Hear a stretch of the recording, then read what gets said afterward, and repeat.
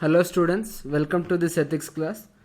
Today we will discuss 2021 4A. Again, before watching this video, attempt this question at least once on your own. And again, ethics is a very subjective paper. So this is just one of the many ways in which you can write an answer. So this answer is primarily to guide you, to give you certain important points, to clear some concepts and etc. So you need to gather information from any source, from various sources, and you should be able to write an answer based on your understanding. So today's question is, attitude is an important component that goes as input in the development of human being. How to build a suitable attitude needed for a public servant. So here we can write a variety of ways in which we can build a suitable attitude, and you could be much more creative. I have listed only some because it is a very subjective paper and you can write it in a variety of ways. So let us see. One is education. Education is of paramount importance. We all know that. So education with values is required, not only in school but also in higher education and beyond. We find lot of focus only on school education. Focus on school education is very important, but at the same time it is also required even in higher education. Without values, we find many problems like plagiarism and other problems. So values are required throughout our life. And education can also include handicrafts, community service and community ties. For example, handicrafts take us beyond materialism. They get us involved with creativity. They show us that mental happiness is different from just materialism. And community service and community ties help us link with community well. They teach us cooperation, tolerance, empathy, etc. So we need good education with values. That will help in creating a good attitude.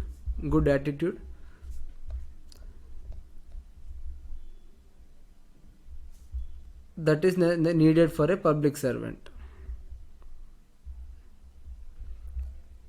Next, we need to not only read about values, we need to understand and apply the values, especially rationality, because primarily in our society, knowingly or unknowingly, we might face many socio-cultural influences.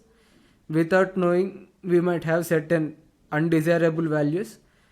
However, to remove those values and attitudes, we need to apply rationality so that we can be free from socio-cultural influences. For example, without knowing, we might be gender biased. Whenever we see a characteristics, we might assign it to a woman or a man. So we might see woman and man as separate genders. So knowingly or unknowingly, because of our cultural upbringing, because of socio-cultural influences, we might have some biases. So to overcome those biases, we need to apply the values like rationality. And generally, reading habits are also very important. Generally, reading habit in our society is very underrated. It helps in knowledge gathering from various sources. It helps us in thinking, and it helps us in developing an understanding. So reading is very essential. Generally, other than for exams or other than for any material benefit, we generally do not read.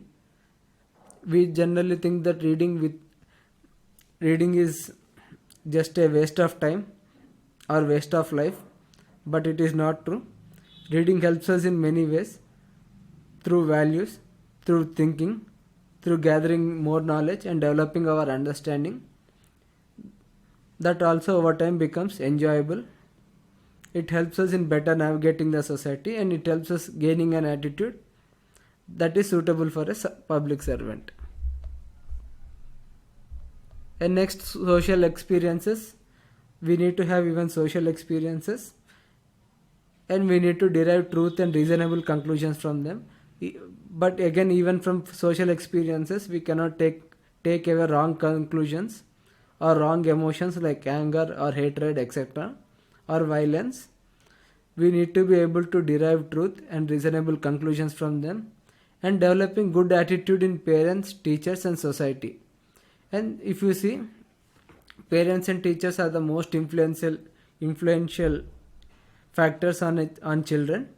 So good attitude, if good attitude is present in teachers and parents and in nearby society or communities, then knowingly or unknowingly the attitude spreads to the children, because they have the major influence.